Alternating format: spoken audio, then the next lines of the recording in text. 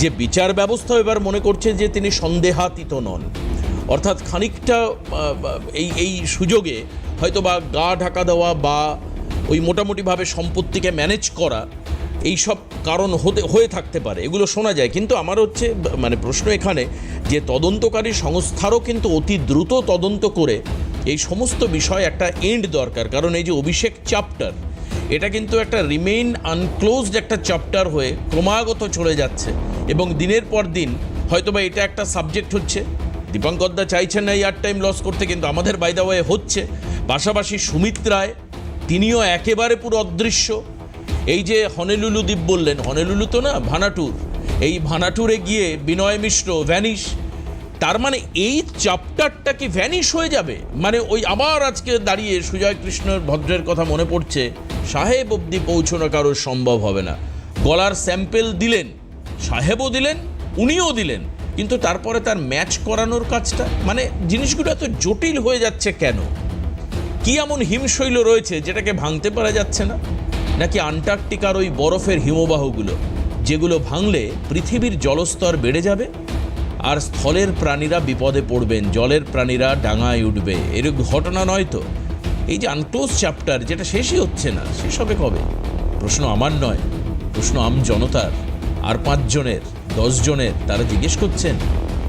ঠিক আছে, এইটা হচ্ছে আগে দরকার। আসুন দীপঙ্কর দা কি বলবেন সেটা শুনবো। কারণ ভারতবর্ষের মধ্যে থেকে আমি যা খুশি তাই করবো, এটা তো হতে পারে না। 2014 সাল থেকে কেন্দ্রে বিজেপি সরকার, 2026 সালে 3 মাস হয়ে গেল রাজ্যেও বিজেপি সরকার। প্রশ্নের উত্তর দেবেন বিজেপির দীপঙ্কর সরকার। দীপঙ্কর দা, আপনার কি মনে হয়, মানে অভিষেকের এই খেলাটা কতদিন চলবে? দেখুন, এই ভাইপোর তো পালিয়ে যাওয়ার কৌশল হিসাবে এই আদালতের কাছে চোখ দেখানো একটা অছিলাম। এই চোখটা দেখাতে হবে, যেতে হবে, মানে বিশ্লেষণে যে বিষয়গুলো এলো সেগুলোকে মানে পুনরাবৃত্তি না করে একটা জিনিস তো পরিষ্কার, যে ভারতবর্ষের সারা পৃথিবী থেকে ডাক্তার দেখাতে ভারতবর্ষে আসে। আপনি খোঁজ দিয়ে দেখুন, আমি এখন ভুল বলছি কিনা। এবং তার কারণ হচ্ছে গিয়ে না না, সেটা ডাক্তারের, আমি ডাক্তার ভারতবর্ষ এমস আছে, অনেক আছে। একটু আগে আমি বলছি সেটাই যাচ্ছি, বিশ্বজিৎ দা 4-5টা নাম বলে দিল, নেত্রালয়ের নাম বলে দিল। তা আমার কথা সেটা না, আমার কথা এই যে ভাইপো কেন্দ্রিক কনফিউশনটা দূর হবে কবে, যে উনি আসলে কি করেছে। ঠিক কি করেছেন আপনি শুরুতেই বলছিলেন 16টা মামলা, আমি বলেছি 16 না, আজকে আমি আরো কাগজ দেখলাম, আমি আরো দেখলাম 17টা মামলা। 17টা আমি বলেছি যে এই সংখ্যাটা অনেকটাই বৃদ্ধি ঘটবে।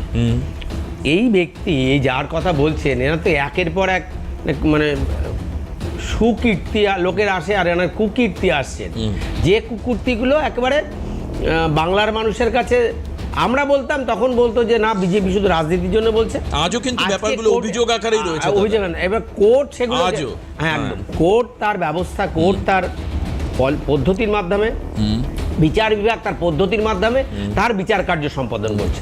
এবার বিচার কার্য সম্পাদন করার জন্য যে প্রক্রিয়ার মধ্যে দিয়ে যেতে হয়, দেখুন আপনি আমি যেখানেই যাই না কেন, ভারতের বিচার বিভাগকে মান্যতা দিয়েই আমাদেরকে যেতে হবে বিচার কার্য করতে গেলে। ফলে স্বাভাবিকভাবে বিচার বিভাগ তার পদ্ধতিগতভাবে চলছে এবং তদন্তকারী সংস্থা তারা তদন্ত করতে বলেছে, সেই তদন্তকারী সংস্থার তদন্তের উপর নির্ভর করেই বিচার কার্য সম্পাদন হচ্ছে। এবার এই ব্যক্তিকে, যিনি ভারতবর্ষের সাংসদ, কিন্তু তিনি যে কুকীর্তিগুলো করেছেন, কোর্টের কাছে একের পর এক তার কেস বলুন আর যে তদন্ত বলুন, সেগুলোকে উপস্থিত হওয়ার ক্ষেত্রে আজকে দাঁড়িয়েছে। আপনি বলছেন দ্রুত করতে হবে, আমিও বলছি, আমরা বিজেপি সবার আগে বলেছি বা এখনও বলছি যে যত দ্রুত সম্ভব তাকে এই বিচারগুলোর থেকে যে বিচারে নিষ্পত্তি করার জন্য যে রায়, সেই রায় প্রদান করুক কোর্ট, করে তার বিরুদ্ধে যে ব্যবস্থা হওয়া উচিত সেটা হোক। কারণ বাংলার অনেক মানুষের এই রক্ত, বিজেপি কর্মীদের রক্ত এবং সাধারণ মানুষের চুষে খাওয়া, বেকারদের চাকরি কেড়ে নেওয়া, কয়লা বালি পাথর, এই গরিব মানুষের যে প্রাপ্তি ছিল সেটাকে না দিয়ে আত্মসাৎ করে যা সম্পদ করার এই ব্যক্তি করেছেন।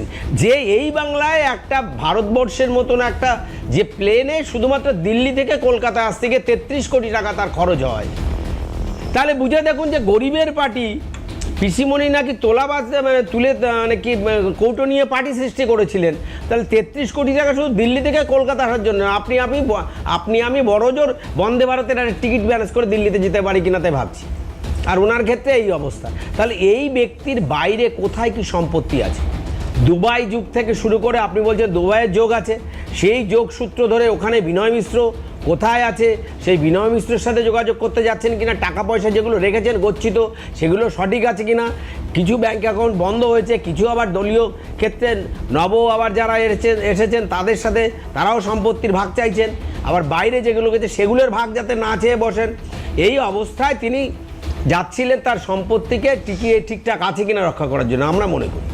ফলে সেই অবস্থায় কোর্ট যে বারণ করেছে, কোর্ট যে যেতে দেয়নি, কোর্টকে বিচার বিভাগের প্রতি আমাদের আস্থা আছে, ধন্যবাদ জানাই, এবং দ্রুত এই একটা মামলার রায় প্রদান করে, আপনিও চাইছেন যে মামলার রায় প্রদান হোক, আপনি কেন, আমাদের দল সবসময় আমরা বলছি না হলে দ্রুত মামলার রায় প্রদান করে একটা না একটা কিছু শোনান এই ব্যক্তির বিরুদ্ধে যিনি এই বাংলায় এত বড় অন্যায় বাংলার মানুষের পরে, এত যুব সমাজের পরে মানে সর্বনাশ করেছেন, তার বিরুদ্ধে ব্যবস্থা কি। দীপঙ্কর দা তার বক্তব্যে যতবার রক্ত শোষা শব্দটা ব্যবহার করেছেন তাতে আমার বারবার করে ভ্যাম্পায়ারের কথা মনে পড়ে যাচ্ছিল। এখন ব্যাপার হচ্ছে সেই ভ্যাম্পায়ার ইংরেজি একাধিক চলচ্চিত্র আমি ছোটোবেলায় খুব ইন্টারেস্টিংলি দেখতাম ছবিগুলো, ভয় লাগতো যে তাতে হ্যাঁ ভয় তো লাগতোই, এবং সেগুলো রাতের বেলায় দেখলে আরও বেশি ভয় লাগতো। এখন ব্যাপার হচ্ছে উনি তো সকালবেলায় 21শে জুলাইয়ের মঞ্চে দাঁড়িয়ে এমন ভাষণ দিচ্ছেন যাতে মনে হচ্ছে এখনও রাজ্যে পরিবর্তন হয়নি, বরঞ্চ মমতা বন্দ্যোপাধ্যায়েরই সরকার রয়েছে। না কল্যাণবাবু দেখে কি সব বলে রাগে ডাকে না, কল্যাণবাবু ভাষণ দিচ্ছেন, মঞ্চে ওঠে এমনভাবে হাঁটাচলা করছেন, কল্যাণবাবু বিরক্ত হয়ে যাচ্ছে। আমার কথা হচ্ছে এই যে ডেসপারেট অ্যাপ্রোচ বিশ্বজিৎ, এর পরেও গাড়ির বনেটে উঠে বলছে দাদা, না সে গাড়ির বনেট তো নির্বাচনী প্রচারের আগে, মানে নির্বাচনী প্রচারের সময় উনি উঠেছেন, তখন মমতা বন্দ্যোপাধ্যায় সরকার ছিল, উনি হেলিকপ্টার থেকে ঝুলে বললেও আপনার কিছু বলার ছিল না। তখন হেলিকপ্টার থেকে ঝুলতে ঝুলতে যদি বলতেন তখনও বলার ছিল, আমার যে কোনো স্টান্ট করতে পারতেন। আমার কথা হচ্ছে যে আজকের দিনে দাঁড়িয়ে অভিষেক কিন্তু আজও অভিযুক্ত। এই যে প্রমাণ হওয়াটা আজকের দিনে, কারণ উনি কোর্টে বলতেই পারেন যে আমার এগেনস্টে সব অভিযোগ রয়েছে, আমাকে কেন, আমি একজন সাধারণ মানুষ, আমি চিকিৎসা পরিষেবা থেকে বঞ্চিত হব। বিশ্বজিৎ, প্রথম কথা যে অভিযোগ যে কোনো কারোর বিরুদ্ধে করা যায়, এবং সেই রাজনৈতিক অভিযোগ বলে প্রমাণ করার চেষ্টা করে, কিন্তু দেখবেন যে যার বিরুদ্ধে অভিযোগ হচ্ছে তাকে তো প্রমাণ করতে হবে সে নির্দোষ, খালি যে অভিযোগ করছে সে প্রমাণ করবে সে দোষী এমন নয়। এবং আমরা এখনো পর্যন্ত আমাদের বিচার ব্যবস্থার উপর ভরসা আছে, সেই কারণে প্রত্যেকেই যে শাসক এবং বিরোধী তারা সবাই কিন্তু বিচারের উপরে নির্ভর করে আছে, যে এই বিচারে যদি মনে হয় যে অভিষেক বন্দ্যোপাধ্যায় এটা যাওয়ার জন্য যোগ্য এবং তার সত্যি যাওয়া প্রয়োজন, এবং সেই সঙ্গে সঙ্গে যে মামলাগুলো হয়েছে, আপনারা 16 কি 17 বলছিলেন, কিন্তু কলকাতা হাইকোর্টে 5টি মামলা রয়েছে। বিচারপতিরা আজকে রায় দেওয়ার সময় বলেছেন ওই 5টি মামলা অত্যন্ত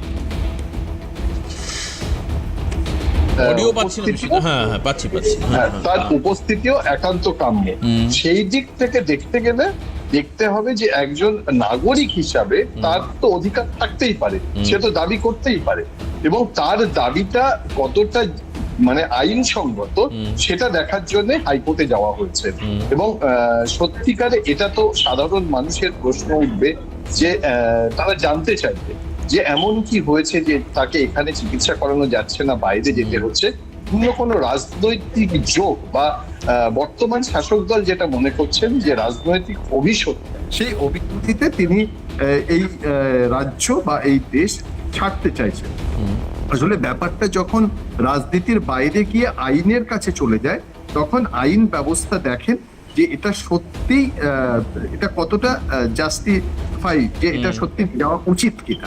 কিন্তু সাধারণ মানুষের মনে যে প্রশ্নগুলো থাকে সেই প্রশ্নগুলো এটাই যে অভিষেক বন্দ্যোপাধ্যায় তার ব্যক্তি বা নাগরিক অধিকার হিসাবে তিনি আদালতে যেতে পারেন, মানে এই দাবি করতে পারেন তিনি যেতে চান চিকিৎসার জন্য, এটা যেমন জাস্টিফাই, ঠিক তেমন ভাবে আদালতও যে প্রশ্নগুলো আজকে তুলেছে সেই প্রশ্নগুলো কিন্তু রাজনৈতিক দল হিসাবে ভারতীয় জনতা পার্টিও বিশ্বাস করে, এবং এই প্রশ্নগুলো সাধারণ মানুষের একটা অংশ। আপনি দেখেছেন যে নতুন সরকার গঠন হওয়ার পরে অভিষেক বন্দ্যোপাধ্যায় যখন রাস্তায় নেমেছিল বা বেরিয়েছিল, তার উপরেও যে আক্রমণ হয়েছিল, ডিম ছুঁড়ে মেরেছিল, এগুলো জনরোষ বলে চালানো হয়েছে। এবং সত্যি কথা বলতে কি যে কি এমন ঘটলো যে রাজনৈতিকভাবে তাকে এখান থেকে যেতে হবে, এটা শোনার অপেক্ষায় রয়েছে রাজ্যের মানুষ, যে সত্যি অভিষেক বন্দ্যোপাধ্যায়ের যে অভিযোগগুলো রয়েছে সেগুলো দ্রুত সম্পন্ন হোক। কারণ আমাদের এটাই দুঃখের যে আমাদের দেশের বিচার ব্যবস্থা এটা টাইম নেয় অনেক, অর্থাৎ lengthy, time taking lingered procedure. একদম। আমি অমিতাভদার কাছে আসবো। অমিতাভদা, টুলু মণ্ডলকে ধরা হলো, তার আত্মীয় মিনার মণ্ডলের বাড়ির থেকে 28.50 কোটি টাকা পাওয়া গেল, কেজি কেজি সোনা পাওয়া গেল। সূত্র কি বলছে যে তার সঙ্গে মানে এমন কার সঙ্গে যোগাযোগ রয়েছে যে তাকে ক্লিন চিট দেওয়া হয়েছিল। আবার কি দেখা যাচ্ছে নিয়োগ দুর্নীতি, সেই ক্ষেত্রেও কার নির্দেশে কাজ করেছিল, সুজয় কৃষ্ণ ভদ্র প্রসঙ্গ উঠে আসলো, সাহেব প্রসঙ্গ উঠে আসলো, কিন্তু আর অভিষেককে ধরতে পারা গেল না। আপনি পুরো নিয়োগ দুর্নীতি বলুন, একাধিক নেতামন্ত্রী গ্রেপ্তার হচ্ছে, টাকা কার কাছে গিয়েছিল, হাওয়ায় এটা উঠছে যে সবের মাথায় কামাক স্ট্রিট, তাই না? আমি অন্যান্য আরও একাধিক দুর্নীতি বলি, যে আপনি এই ভয়েস স্যাম্পেল টেস্ট বলুন, আমি থ্রেট করছি মানুষকে যে আমি একে দেখে নেব তাকে দেখে নেব, সেই স্যাম্পেলও টেস্ট হলো। আবার আমরা যদি আমি নিয়োগের ক্ষেত্রে যাই, সেক্ষেত্রে কাকুর স্যাম্পেলও টেস্ট হলো। একটা অডিও চ্যাট পাওয়া গিয়েছিল যেখানে তদন্তকারীরা দেখছেন কাউকে একজন তিনি অভিষেক বলে বলছেন, কিন্তু এই অভিষেক বন্দ্যোপাধ্যায় আমাদের স্টুডিওর ক্যামেরাম্যান অভিষেক চক্রবর্তী নাকি অভিষেক বন্দ্যোপাধ্যায় সেটা বোঝা যাচ্ছে না, সেখানেও গলার আওয়াজ পাওয়া গেল। এই সব কিছুর পরেও আজ অভিযুক্ত অভিষেক বন্দ্যোপাধ্যায় কেন? আমি আসবো একটা বিরতির পর, ফিরে এসে অমিতাভ কাঞ্জিলালের থেকে তার রাজনৈতিক বিশ্লেষণ শুনবো। দেখুন, উনি তদন্তকারী নন, উনি বিচারকও নন, ওনার আনিত হয়েছে। তার মানে যে দলটা দলীয় স্তরে শুদ্ধিকরণের কাজ করছে, এই রাজ্যকে শুদ্ধিকরণ তাদের একটা মোটো থাকবে, এটা তো খুব স্বাভাবিক। কিন্তু বাধাটা কোথায় হচ্ছে, যেখানে এই বন্দ্যোপাধ্যায় পরিবারের যুবরাজের প্রতি ব্যবস্থা নিতে গিয়ে সমস্যা হচ্ছে?